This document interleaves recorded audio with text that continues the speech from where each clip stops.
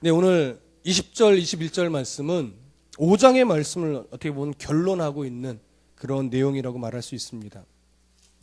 앞에서 사도 바울은 이신칭의를 가르쳤고 이신칭의의 구약적인 예를 아브라함을 중심으로, 물론 다윗도 이야기했지만 아브라함을 중심으로 구약적인 예, 이신칭의의 예를 들었습니다.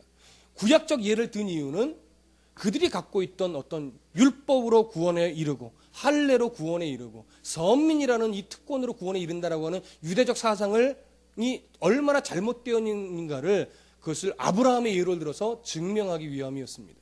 그렇게 이신칭의에 대해서 바울은 설명을 하고 그다음 5장으로 넘어오면서 칭의의 결과, 변하지 않는 하나님의 자녀로서 의롭다 인정함을 받은 이상 그것은 그 누구도 빼앗을 수도 없고 변할 수도 없는 칭의의 결과에 대해서 쭉 설명해 왔습니다. 그러면서 저번 시간 무엇을 예로 들었냐면 아담과 예수 그리스도 모형이 되신 그 아담의 모습과 예수 그리스도의 모습을 비교하였습니다. 한 사람 아담으로 말미암아 죄가 들어와 사망이 왕노릇했지만 한 사람 예수 그리스도의 순종으로 말미암아 우리가 사망의 왕노릇하는 자리에서 어떻게 해요? 은혜가 왕노릇하는, 생명이 왕노릇하는 그 하나님의 통치 안으로 옮겨진 자. 그래서 더 이상 우리는 사망이 왕노릇하는지 못하는 존재가 되었다라고 하는 것이, 그것을 우리가 살펴보았었습니다. 그리고 나서 이제 결론적으로 오늘 20절과 21절의 말씀을 바울이 이야기하는 건데요. 20절 한 번 더 읽어보겠습니다. 20절 시작. 율법이 들어온 것은 범죄를 더하게 하려 함이라. 그러나 죄가 더한 것에 은혜가 더욱 넘쳤나니. 자 보십시오.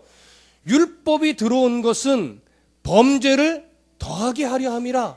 이 부분을 우리가 조금 더 잘 바르게 이해할 필요가 있는데, 율법이 들어와서 정죄함을 받고 정죄함을 받은 그 다음에 사망이 온 것입니까? 아니죠. 이제는 어느 정도 여러분 좀 분별력이 되어져요. 율법이 주어지고 그래서 정죄함을 받고 그래서 사망이 온 게 아니에요. 율법이 오기 전에 이미 죄가 있었고 우리는 이미 사망에 이르렀어요. 그런데 그 누구도 죄의 심각성을 몰라서 그것을 정죄하는 사람이 거의 없었던 거예요. 그러나 정죄함이 전혀 없었습니까? 노아도 선포했어요. 하나님 심판이 이를 것이라고. 에녹은요. 에녹도 마찬가지였어요. 아브라함은요. 소돔과 고모라를 바라보면서 의인에 대한, 다 성경에 보면 율법이 주어지기 전에 이미 죄를 선포하는 외침들이 있었단 말이죠. 그렇기 때문에 율법이 오고 정죄가 되어 사망이 온 것이 아니라 이미 율법으로 구원을 얻을 수 없는 존재가 되었음이 증거되어진 겁니다. 그래서 율법을 통해서 뭐가 주어져요? 우리의 죄가 낱낱이 고발되는 거예요. 그렇기 때문에 율법으로 구원을 받을 수 있는 존재가 이 땅에 존재하는 사람 중에 한 명도 있을 수 없기에 누가 필요해요? 그래서 죄 없으신 예수 그리스도가 필요하신 겁니다. 그래서 인간의 몸을 입고 동정녀의 몸을 통해 죄 없이 오신 거예요. 왜? 인간으로서는 그 어느 누구도 구원에 이를 수 없기 때문에. 갈라디아서 2장 16절에 그것을 이야기하고 있죠. 사람이 의롭게 되는 것은 율법의 행위로 말미암음이 아니요 오직 예수 그리스도를 믿음으로 말미암는 줄 알므로 우리도 그리스도 예수를 믿나니 이는 우리가 율법의 행위로서가 아니고 그리스도를 믿음으로써 의롭다함을 얻으려 함이라. 율법의 행위로서는 의롭다함을 얻을 육체가 없느니라. 이처럼 우리가 정죄당한 것은 율법이 있기 전에 죄인으로 태어났기 때문임을 계속해서 강조해 왔기 때문에 여러분 이미 잘 알고 있으실 겁니다.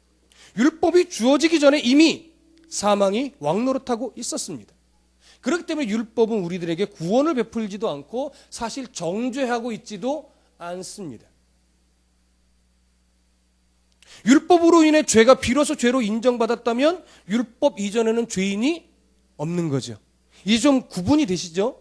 율법으로 인해 비로소 죄다라고 인정을 받는 거라면 율법 이전의 죄가 사실은 존재하지 않는 것과 마찬가지예요. 그러나 그것이 아니기 때문에 율법이 있기 전에 이미 우리는 죄인으로 정죄받은 것이고 우리의 삶 속에 가득 들어있는 죄의 흔적들을 통해 비로소 우리가 더 큰 죄인인 줄 우리가 알게 되는 거지. 우리가 더 큰 죄인인 줄 알게 되니까 우리는 뭘 사모할 수밖에 없어요? 하나님의 은혜를 사모할 수밖에 없는 거예요. 근데 믿음의 선조들의 삶의 내용들을 성경을 통해서 살펴보면 그러한 하나님의 은혜를 사모한 자들이 그리 많지 않았음에 우리가 안타까워지는 겁니다. 그래서 우리가 죄인인 줄 알아야 하기 때문에 뭐가 필요했던 거예요? 그래서 율법이 필요했던 거예요. 죄인인 줄 모르니까 얼마나 죄의 심각한 노예가 되어 있는지를 깨닫지 못하고 심각성을 모르니까 그래서 율법이 필요한 거예요. 우리는 그 증거를 노아 시대 때 아주 정확하게 봅니다, 여러분. 언제까지 그들이 깨닫지 못했어요? 비가 내릴 때까지도 깨닫지 못했어요, 여러분. 비가 내릴 때 깨달았다면 방주의 문이 닫히기 전에 들어갔죠. 미안합니다. 제가 잘못했습니다. 제가 깨닫지 못했습니다. 지금이라도 용서해 주십시오. 라고 들어갔죠. 그러나 그들은 어느 때에서야 후회했어요? 방주의 문이 닫힌 후에. 그때는 두들겨 봐야, 외쳐봐야 소용없는 거예요. 근데 참 안타깝게도 노아와 그 식구들 외에는 한 명도 노아의 외침에 귀를 기울이지 않았어요. 왜요? 그들의 모든 관심사는 뭐에만 있었기 때문에 먹고 마시고 시집가고 장가가고 농사짓고 그냥 나 살아가는 것, 나 잘 사는 것 외에는 하나님에 대한 관심이 전혀 없이 살았기 때문에 그들에게 아무리 구원의 외침, 회개의 외침이 선포되어져도 눈물 한 방울 흘릴 줄 모르는 강팍한 심령이 되어 있었단 말이죠. 오늘날 어찌 보면 참 아직 연륜이 짧은 목회자 입장에서 이런 표현을 하면 안 되는데 많은 한국 교회가 지금 이런 상황인지도 모르겠습니다. 책망이 사라진 강단의 외침, 위로와 축복과 축복만이 외쳐지고 있는 이 시대에 한국 교회는 지금 어디로 가고 있을까요? 우리들은 어디로 가고 있을까요? 여러분, 지금은 회개가 필요 없을까요? 은혜의 시대에 살고 있지만 여전히 지금도 회개가 필요하고 은혜의 시대에 살고 있지만 여전히 하나님 앞에 엎드림이 필요한 시대입니다. 여전히 이 시대에 회개하라는 외침이 필요하고 여전히 이 시대에 하나님 앞에 구원을 받으라는 외침이 필요한 시대인데 어찌 보면 교회 안에 구원받아야 할 성도가 더 많은지도 모르겠습니다. 그런 안타까움이 있습니다. 왜요? 죄인인 줄 알아야 되는데 교회 안에 있다 보니까 죄인인 줄 모르고 내 속에 있는 죄의 심각성을 못 보는 거예요. 왜요? 예배하고 있다 이거예요. 나 기도했다 이거예요. 나 헌금했다 이거예요. 나 직분자라 이거예요. 나 목사라 이거예요. 그러면서 내 삶 속에 드러나 있는 수많은 죄의 흔적들에 대한 심각성을 몰라요. 그래서 오로지 관심사는 뭐예요? 예수 믿어 복 받는 데만 관심이 있어요. 예수 믿고 잘 되는 데만 관심이 있어요. 그래서 기도하고 은혜 받아 금메달 땄더라. 우와, 이거에만 관심이 있는 거예요. 이렇게 다 뭐 따고 싶어요? 금메달 따고 싶죠. 어떤 믿음이 가장 훌륭한 믿음이에요? 봉사 잘해서 헌금 잘해서 금메달 딴 가족. 그 가족이 가장 좋은 신앙의 모델이 자꾸 되어가고 있는 거예요. 아닙니다, 여러분. 신앙은 금메달 따는 게 목적이 아니에요. 내가 얼마나 큰 죄인인 줄 깨닫고 그래서 하나님의 은혜를 더 절실하게 사모하는 가정, 사모하는 성도, 사모하는 목회자, 직분자. 이것이 성공적인 그리스도인입니다. 가장 좋은 신앙을 가진 거예요. 근데 자꾸 요즘 올림픽 시즌이라 이런 예밖에 안 나오지만 자꾸 예수 믿어 금메달 따고 싶어하는 게 성도의 심리라는 거죠. 그러니까 자꾸 강단에서도 뭐 외쳐져요? 열심히 기도하면 하나님이 금메달 주십니다. 이렇게 되는 거예요. 안 주시면 다 믿음 나쁜 거예요. 예수 믿고 기도하고 헌금 잘해 보십시오. 하나님이 금메달은 안 주더라도 동메달까지는 분명히 주실 겁니다. 자꾸 이렇게 가는 거죠. 그거 아닌데. 죄송합니다. 사기치는 겁니다. 줄 수도 있는 거죠. 그렇죠? 줄 수도 있는 거지 주는 것은 아니에요, 여러분.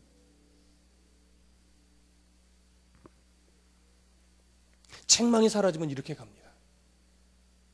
책망이 사라지면. 그래서 오늘 이 이야기 하잖아요. 20절에 율법이 들어온 것은 뭐를 더하게 하려 함이라? 범죄를 더하게 하려 함이라. 그러면 여기 범죄를 더하려 한다는 것이 율법이 들어와서 더 많은 사람들이 죄를 짓게 한다는 거예요?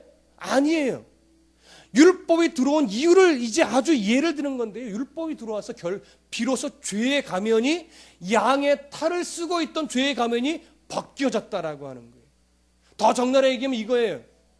나는 예수 잘 믿고 내가 금메달 기도하고 금메달까지 땄기 때문에 나는 정말 좋은 성도인 줄 알았는데 율법에 비추어 나를 보니 이것도 죄였고 저것도 죄였고 이것도 죄였고 이것도 죄였고 온통 내 삶의 흔적에 죄투성이가 아닌 것이 없구나라는 걸 보게 되는 거예요. 이것이 범죄가 더하게 하려 한다라고 말해 지은 의미입니다. 그러니 내 주변에 깔리는 수많은 나의 죄의 흔적들을 바라보게 되니까 이 죄를 어떻게 해결하지? 이 생각을 해야 되잖아요. 근데 보십시오. 죄를 해결할 수 있어요? 내 힘으로? 내 열심으로? 내 노력으로? 내 직분으로? 그 죄의 문제를 해결할 수 있냐고요? 없는 나의 실력을 보는 거예요. 요 자그만 내 코앞에 떨어진 요 코딱지만한 죄의 문제 하나도 내 스스로는 해결할 수 없구나. 나의 본질, 내 능력을 아주 정확하게 율법을 통해서 보게 되는 거예요. 왜요? 양의 탈을 쓴 죄의 가면들을 다 벗겨내고 보니까 온통 죄예요. 온통.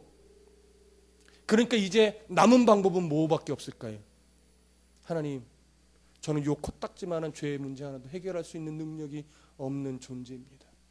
하나님, 도와주세요. 요것만 남는 거예요. 하나님, 도와주세요. 정말 하나님 앞에서 바른 그리스도인으로 살아가고 싶은데 내게는 아무런 실력이 없네요. 내 눈앞에 있는 요 코딱지만한 죄 하나도 이길 수 있는 실력이 내게는 없네요. 날마다 기도했는데 늘 말씀 읽었는데 하나님 사랑한다라고 고백도 했고 찬송도 했는데 요 죄 문제 하나 이길 실력이 제게 없네요. 근데 요 코딱지만한 거 말고 주변을 돌아보니 온통 내 삶에 묻어있는 죄들을 보니까 정말로 저는 죄인 중에 괴수임을 제가 봅니다. 하나님, 도와주세요. 하나님, 은혜가 필요해요. 하나님, 나의 이 죄를 덮을 수 있는 하나님의 그 큰 사랑이 필요해요. 하나님, 두 손 들고 나아갑니다.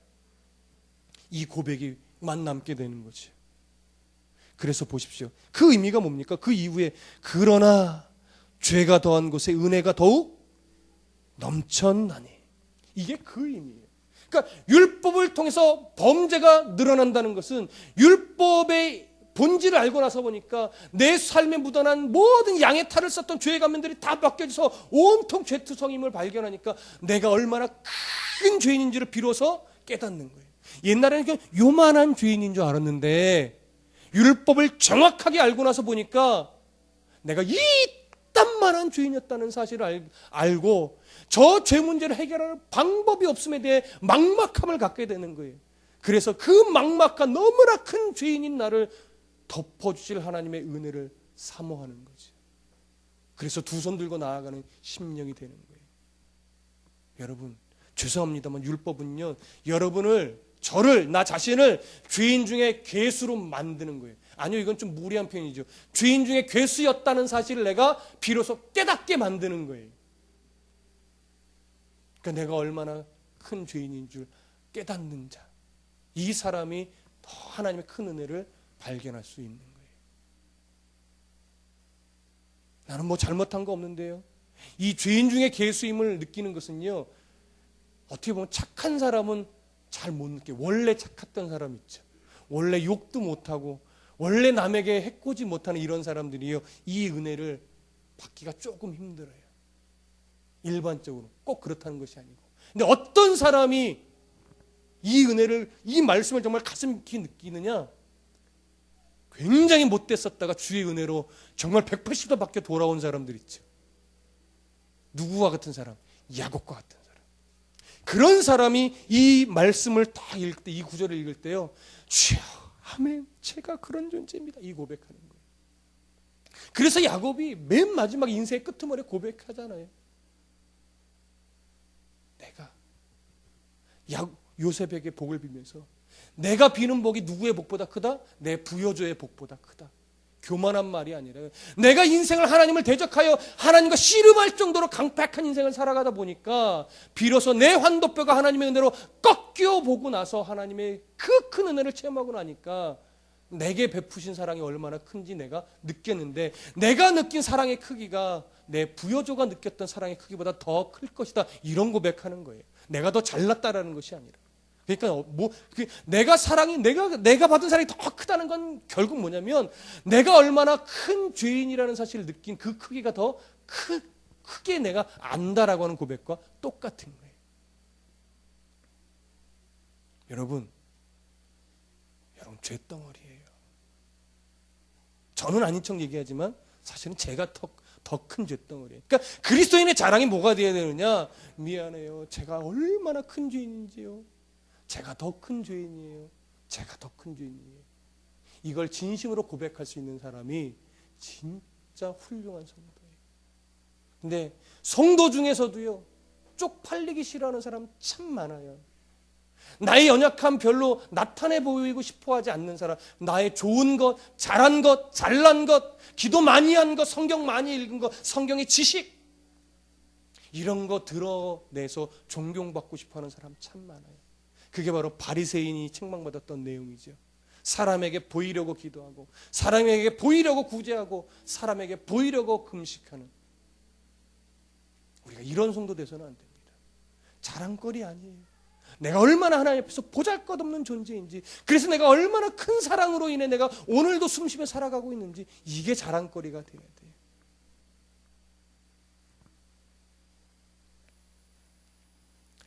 이런 바울의 주장은요, 사실 유대인에게 있어서는 어쩌면 충격이었을지도 모릅니다.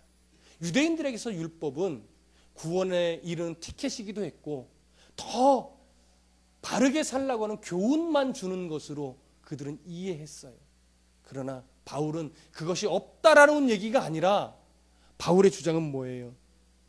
죄를 드러내는 것, 내가 얼마나 큰 죄인지를 드러내는 역할을 한다는 거예요. 그러니까 결국 유대인들에게 따지면, 유대인 당신들이 얼마나 죄덩어리인지를 율법을 비교해 보면서 깨달으라, 이렇게 얘기하니까, 내가 그동안 율법을 얼마나 잘 지켜서 내가 정결한 삶을 살았는데, 이렇게 반응하니까 이게 안 맞는 거예요, 핀트가. 돌아봐, 양의 탈을 쓴 그 행위의 가면을 벗어 던지고 율법의 본질을 갖고 너의 삶을 비교해보고 바라봐봐. 그럼 온통 죄덩어리인지를 알게 될 거야. 근데 거기서 끝나면 은혜가 아니지. 그러나 그 죄덩어리를 덮어서 의롭게 인정해 주신 하나님의 은혜가 있어. 이걸 말하는 거죠, 바울은. 근데 거기까지 못 보고서 자꾸 부딪히는 거예요. 자, 보십시오. 그런데 여기서 우리가 한 가지 분명하게 짚고 넘어가야 될 것이 뭐냐면, 그런데 우리가 죄를 알게 되면, 율법을 통해서 죄를 알게 되면 죄를 짓지 않을 것 같지만, 그렇죠? 그러나 죄라는 놈이 얼마나 집요하고 악착 같은지, 죄를 내가 이기려고 기도하며 노력할 때는 잠시 이긴 것 같다가도 금방 나의 연약한 부분을 틈타서 들어오는 것이 죄예요. 로마서 7장 8절에 이렇게 되어 있습니다. 그러나 죄가 기회를 타서 계명으로 말미암아 내 속에 온갖 탐심을 이루었나니, 이는 율법이 없으면 죄가 죽은 것임이라. 죄가 틈을 타서 들어온다고요. 죄가 우리의 탐심을 타고 들어오고요, 죄가 우리의 욕심을 타서 들어오고요, 죄가 우리의 안일함을 타고 들어와요. 그래서 믿음의 싸움이라고 표현하는 거예요. 조금만 방심하면 죄가 타고 들어오기 때문에.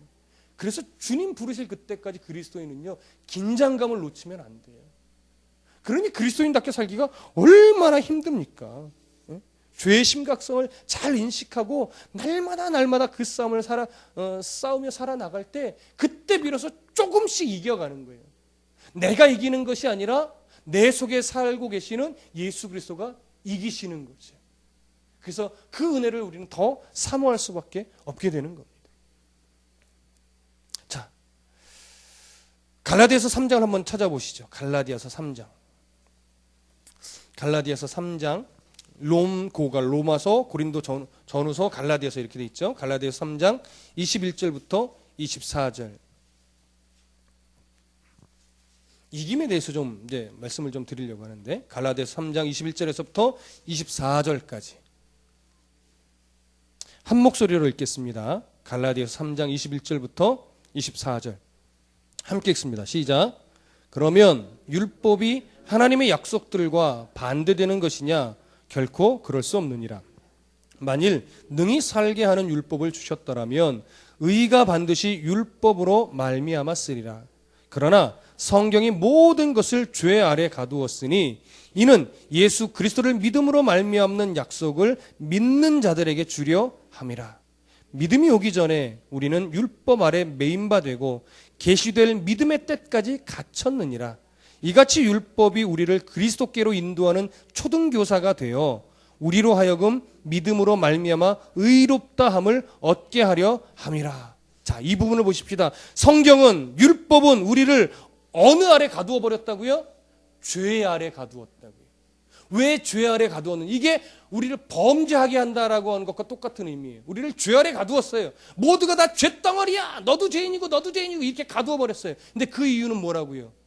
예수 그리스도의 은혜를 바라보게 하려고, 예수 그리스도만 바라보게 하려고 하나님께서 우리를 죄 아래 가두어 버리신 거예요. 그러니까 여러분 보십시오. 왜 예수 그리스도만 바라보게 했느냐? 우리의 힘으로는, 우리의 능력으로는 죄를 이길 힘이 없기 때문에 죄에 된 이 세상에 탈출할 방법이 없어요. 탈출할 능력이 없어요. 그래서 예수 그리스도만 바라보게 되면 거기서 뭐가 생겨요? 탈출할 방법이 생기는 거예요. 자, 그럼 보십시오. 예수 그리스도를 만나면 죄를 이길 수 있는 능력이 내 안에 생길까요? 아니에요. 그렇죠? 여러분들 이제 어느 정도 이제 간파하고 계시는 거예요. 예수 그리스도를 만나면, 예수 그리스도를 바라보면 내 속에 죄를 이길 능력이 생기는 게 아니에요. 여전히 우리는 죄를 이길 능력이 없어요. 근데 뭐가 생기느냐? 우리에게 인도자가 생기는 겁니다. 죄와 벗하지 않고 주님과 벗하여 살 때 주님이 나의 인도자가 되어주신다는 이 사실을 우리가 발견하게 되는 거예요. 길을 잃어도 어느 틈엔가 내 앞에 다시 인도자로 서 계신 그 예수 그리스도, 그분을 만나게 되는 거예요. 그게 우리에게 은혜죠. 그래서 불편해도, 그래서 힘들어도 예수 그리스도를 우리가 따라가려고 늘 날마다 결단하고 결심하는 거예요. 또 놓쳤는데도 어느샌가 나를 포기하지 않고 내 앞에 서 계신 예수 그리스도를 말씀 가운데 만나서 또 그 주님 내가 뒤따라가려고 오늘도 또 결심하고 또 결단하는 인생인 거예요. 자, 그런데 우리 안에 어떠한 그 불평들이 생기냐면, 주님을 따라가는 건 좋다 이거예요. 그런데 어느 경로로 가실 건지, 얼마만큼 가실 건지 이게 궁금한 거예요. 왜요? 답답하거든요. 무슨 의미인지 아시겠죠? 근데 하나님은 안 가르쳐줘요. 어느 경로로 인도에 가실지도 안 가르쳐 주시고 얼마나 가게 할지도 안 가르쳐 주시는 거예요. 왜 안 가르쳐 주실까요? 하나는 알기 때문에 그래요. 그 하나면 충분하다는 거예요. 어느 곳에 가게 될지 그건 안다 이거죠. 여러분 모르십니까? 하나님이, 예수 그리스도가 우리의 인도자가 되어 우리가 그 뒤를 따라갈 때 결국 예수님의 인도하여 우리가 어느 곳에 가게 될지 그거 모르세요? 성경에 기록되어 있잖아요. 그렇죠? 결국 하나님 아버지 영원한 삶을 살게 하신 그 나라를 간다고요. 그 나라가 어떤 나라인지 아직 우리 눈에 그려지지 않을 뿐이지, 그것을 우리가 믿기에 우리가 오늘도 예수 그리스도의 뒤를 따라가는 거예요. 근데 자꾸 우리 안에 그런 불평이 생기는 거죠. 하나님, 궁극적으로 가게 될 것이 그곳인 줄 내가 압니다. 그것을 소망하기에 저도 행복합니다. 근데 이왕이면 그곳을 가는 그 경로 좀 알려주세요. 그리고 얼마나 가야 될지도 좀 알려주세요. 답답해 미치겠어요. 조금 알려주시면 안 돼요? 근데 하나님은 말씀하시는 거죠. 몰라도 된다. 최종 목적지만 알면 충분하다. 너의 인도자가 되신 예수 그리스도를 믿고 신뢰함으로 그 뒤만 한 발자국 뒤에서 그 발자국만 따라 가라. 그러니까 우리의 삶은 어떻게 보면 이 중심으로 제가 좀 표현을 바꿔보면요, 답답함을 물리치고 불안함을 물리치고 그저 예수님 그 발걸음을 따라 한 걸음씩 가는 인생이 성도의 인생인 거예요. 그게 신뢰라고 하는 거예요. 신뢰함이 없으면 갈 수 없는 거죠. 종종 저희 자녀들이 저한테 묻는 겁니다. 뭔가를 요구할 때 알았어, 해줄게. 그건 또 따라오죠. 언제? 어떻게 해서? 뭘로? 막 이런 거죠. 그러면 제가 가끔 짜증내듯이 말하죠. 해준다니까 더 이상 묻지 마. 그럼 이제 이 얼굴이 좀 찌그러져요. 아빠, 해줄 건 믿는다니까. 근데 언제 해줄 건데? 계속 지켜 묻는 거예요. 그러면 너 자꾸 물으면 안 해준다. 그러면 알았어. 그렇게 기다리는 거죠. 그러다 보면 어느 땐가는 지 기대보다 빨리 해주니까 벌써 해주는 거야? 막 이렇게 놀랄 때도 있고, 어느 때는 아빠 언제 해주는데? 답답해 죽겠어. 막 이렇게 짜증 부릴 때도 있지요. 그때는 잘 몰랐는데 말씀을 준비하면서 그 모습이 하나님을 향한 제 모습이었다는 걸 저도 발견합니다. 여러분은 어떠십니까? 여러분, 신뢰라는 것, 믿음이라는 것, 의지한다는 것, 궁금해하지 않는 겁니다. 불안해하지 않는 겁니다.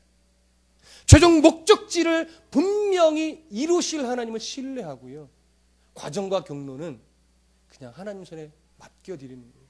죽이지 않고 버리지 않을 그 하나님을 내가 알기에, 그리고 결과적으로 우리를 어디로 가게 하실지 알기 때문에 두려워하지 않는 거지. 그게 믿고 따라가는 겁니다. 세상이 종말에 관한 말들로 자주 시끄럽습니다. 최근에도 꽤 많은 일들로 시끄러웠고, 저도 종종 문자나 카톡 메시지나 또 이야기로도 듣습니다. 그래서 그 문제로 함께 기도해 주세요, 때로는 서명도 해주세요, 연락도 많이 옵니다. 그런 이야기를 들을 때 우리는요, 그리스도인으로서 어떤 분별력을 가지고 때로는 서명도 해야 돼요. 맞아요. 때로는 그 외침에 귀를 기울이고 기도도 해야 돼요. 그러나 우리가 자칫 놓치는 게 있습니다. 뭐냐면 그러한 외침들이 우리를 두렵게 만들어서는 안 된다고 하는 사실입니다. 근데 그것 때문에 막 두려워하는 성도들이 의외로 많습니다. 여러분 아셔야 됩니다. 그런 것들이 아무리 세상을 뒤흔들어 놓고 불안한 마음을 조장한다 할지라도 하나님의 은혜의 통치를 결코 이길 수 없습니다. 그러한 움직임들이 결코 하나님이 세우신 교회를 무너뜨릴 수 없습니다. 여러분들을 죽이지 못합니다, 여러분. 그렇기 때문에 그런 세상 외침들에 우리가 필요한 반응, 꼭 해야 되는 반응들은 분별력 있게 하시되 그 외침들에 걱정하며 마음 쏟을 시간이 없습니다, 여러분. 그거에 매이려면 차라리 말씀 붙잡고 더 기도하시고 더 순종하는 싸움 하시고 조금이라도 더 하나님의 말씀의 깊이를 알기 위해 애쓰십시오. 근데 꼭 어떨 때 보면 성경은 정말 안 읽는 성도들이 꼭 인터넷 뒤져가면서 그런 거 보고서 세상이 문제래, 이것도 큰 문제래, 저것도 문제래 이렇게 얘기해요. 그럼 저는 사실 그냥 대놓고 얘기하고 싶어요. 네가 더 문제야. 세상이 문제라고? 하나님 말씀 앞에 엎드리지 않고 있는 네가 더 문제고, 하나님 말씀을 더 분별력 있게 보고 내가 그리스도인답게 살아가려고 하는 이 긴장하지 못하는 네가 더 문제야. 여러분 그 얘기를 막 해주고 싶은 거예요. 여러분 그런 세상에 악한 문화들이 활개치지 못하도록 기도하십시오. 그러나 하나님의 통치를 그런 것들이 영향 미칠 수 없습니다. 그거 아시고 더 하나님 말씀에 사과나무를 심으세요. 네. 세상이 내일 멸망한다 할지라도 성도는 오늘 사과나무 심는 게 아니라 말씀의 나무를 심으십시오. 그러면 됩니다. 그게 성도입니다. 21절 한번 다 같이 또 읽어보시죠. 21절 시작. 이는 죄가 사망 안에서 왕노릇한 것 같이 은혜도 또한 의로 말미암아 왕노릇하여 우리 주 예수 그리스도로 말미암아 영생에 이르게 하려 함이라. 하나님은 넘어진 우리를 이렇게 세우셔서 결국 하나님이 원하시는 성도로 만들고야 마십니다. 이것이 은혜의 왕노릇하는 겁니다. 사망의 왕노릇할 때는 우리를 죽이는 삶으로 가는 겁니다. 돈의 노예가 되게 만들고 명예의 노예가 되게 만들고 대학의 노예가 되게 만듭니다. 근데 우리는 그것이 멸망으로 가는 길인 줄 모르고 그것만 바라보며 살아갑니다. 그러나 우리는 그렇게 가는 성향이 있음에도 불구하고 하나님은 계속 그런 우리를 끄집어내서 그게 아니란 걸 깨닫게 해주십니다. 그게 다가 아니란 걸 보게 하십니다. 그게 전부가 아니라는 것을 인식하게 만들어주시는 거예요. 우리 같으면 오늘 저의 입술을 통해서 자꾸 선포하게 만드는 거죠. 이게 지키도록 가르치는 겁니다. 저는 여러분들을 아무리 세련된 말투로 가르쳐도 여러분들을 지키게 만들 수 없습니다. 다만 말씀의 근거에 저는 여러분들이 지킬 수 있도록 끊임없이 가르치는 역할밖에 못합니다. 이 말씀이 언젠가 여러분들의 가슴속에 정말로 말씀의 좌우의 날에선 검으로 박혀서 그 말씀을 정말 부여잡고 살아가는 순간순간들이 생겨날 겁니다. 물론 지금도 그렇게 하고 계실 것이고요. 저는 그걸 바라보는 것이고 하나님이 결국 그렇게 만들고야 마실 것을 압니다. 왜? 말씀이 그걸 증거하고 있기 때문에. 그래서 오늘 21절이 그런 거예요. 죄가 사망 안에서 왕노릇 한 것 같이 은혜도 또한 의로 말미암아 왕노릇 하리니. 그러니 보십시오. 사망의 왕노릇이 셉니까? 은혜의 왕노릇이 셉니까? 당연한 거예요. 아무리 사탄이 세상을 활기치고 다녀도 하나님이 콧바람 한번 불면 사망은 왕노릇하지 못해요. 우리는 그 하나님을 믿습니다. 그러니까 은혜의 통치를 받는 우리는요, 아무리 우리의 죄성이 자꾸 옛날 습성을 기억해서 죄로 간다 할지라도 하나님 우리를 그렇게 버리지 않아요. 여러분 요즘 개그 프로에 그런 얘기 나오죠? 몸이 뭘 기억해요? 이런 거 기억나십니까? 개그 콘서트에? 여러분 안 보시는군요. 저는 애들한테 봅니다. 네. 우리의 몸이 죄를 기억해요, 여러분. 눈이 정욕을 기억한다고요. 그게 버려지지 않습니다. 그래서 자꾸 어떻게 돼요? 은혜의 통치를 받고 살아감에도 불구하고 순간순간 내 몸에 배어있는 죄성이 툭툭 튀어나오는 거예요. 사람 같으면 에이 저놈 가능성 없어 버려 이렇게 되겠지만 하나님 우리를 안 버리시는 거예요. 그래서 그거 나올 때마다 우리를 일깨우시고 다시 회복시키시고 다시 돌이키게 만드시고 가끔 종아리도 대시고 사람의 매와 인생의 채찍을 섞어가면서 우리를 은혜의 통치 아래 있는 백성으로 계속 만들으시는데 어느 순간 되돌아보니 하나님 원하시는 성도의 수준까지 되어져 있는 나를 발견하는 거지. 이런 하나님을 믿으십니까? 이런 하나님의 은혜가 우리 가운데 있다는 사실을 인정하십니까? 그러면 우리가 더 힘쓰고 더 싸우셔야 돼요. 내 너를 도우리라. 약속하신 그 하나님 더 부여잡고 근심아 떠나가라. 나는 사망의 왕노릇에 통치받는 자가 아니라 나는 생명의 원천이 되신 은혜 하나님의 은혜의 통치를 받는 자다. 근심아 떠나가라. 네. 우리 이 믿음으로 담대함을 갖는 거예요. 물리치십시오. 네. 내일 근심이 빠진다 할지라도 지금 물리치십시오. 내일 근심하면 모레 물리치면 또 됩니다. 네. 왜요? 하나님이 그렇게 우리를 계속 붙잡으시니까.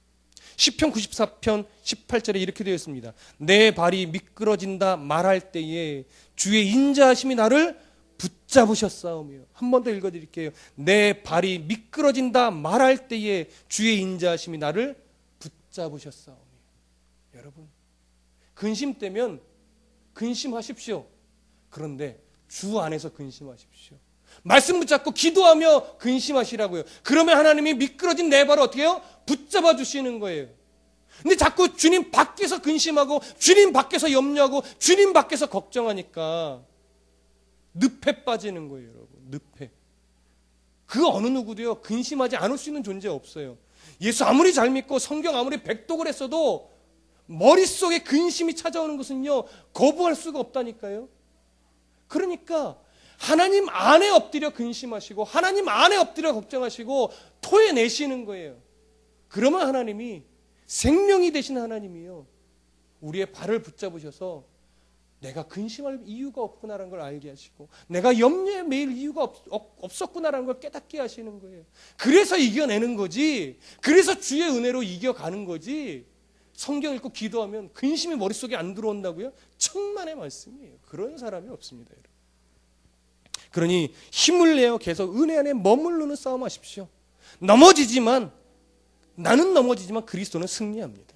넘어졌을 때 철저하게 내 본성을 보며 고통스러워도 하시고, 그리고 그런 나를 붙잡고 사용하시는 하나님의 은혜에 또 감격하시고, 그러한 삶이 바로 내게 영생을 주신 하나님의 은혜이구나, 나를 영생에 이르게 한 하나님의 그 이끄심 속에 있는 과정이구나, 이걸 깨달으면서 이미 허락하신 영생의 자리에 끝내 도착하게 만드신 하나님을 바라보면서 기뻐하시고 감사하는 거예요. 우리는 이미 받은 구원을, 잘 들으세요고, 우리는요 이미 받은 구원을 잘 지켜내는 싸움을 하는 자가 아닙니다. 이거 잘 이해하셔야 돼요. 다시 한번 말씀드려요. 우리는 이미 받은 구원을 잘 지켜내는 싸움을 하는 자들이 아니에요. 이 구원의 은혜는요, 그 어느 누구에게도, 어떤 사단의 계략에도 절대 빼앗기지 않는 은혜예요. 무슨 말인지 아시겠죠? 그래서 우리는요 구원을 지켜내는 싸움이 아니라 이미 받은 구원을 잘 누리는 싸움을 하는 자예요. 이걸 못 누리는 거예요. 바보 같은 성도들이. 그 바보 같은 성도 안에 저도 들어가요. 저 빼고 하는 얘기 아닙니다.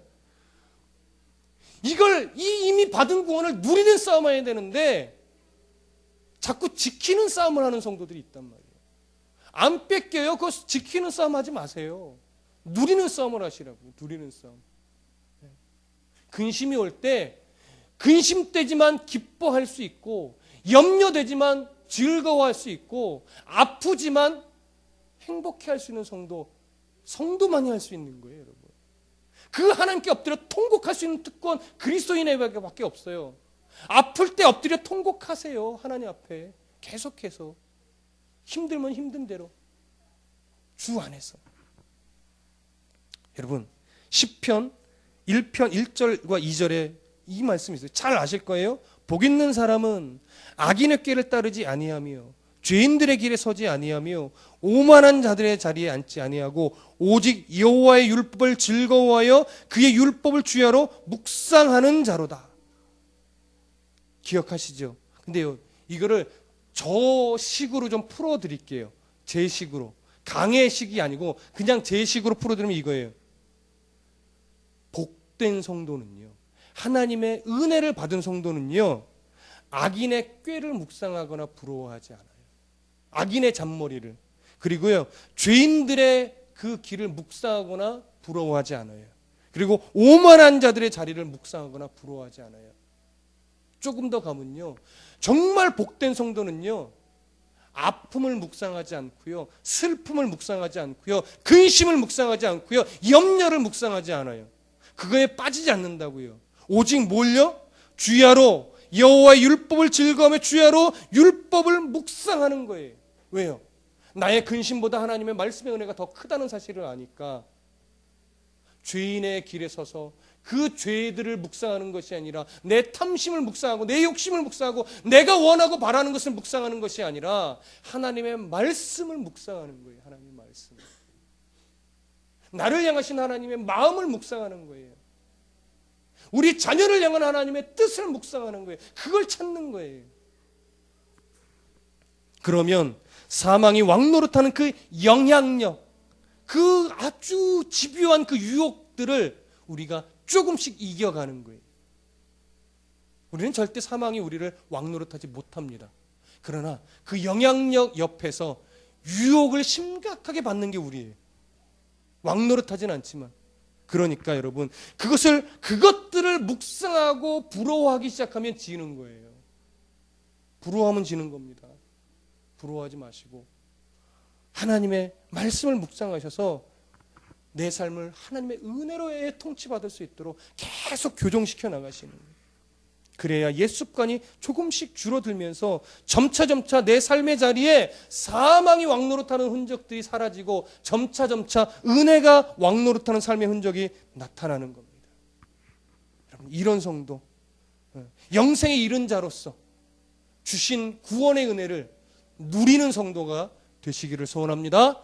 기도하겠습니다.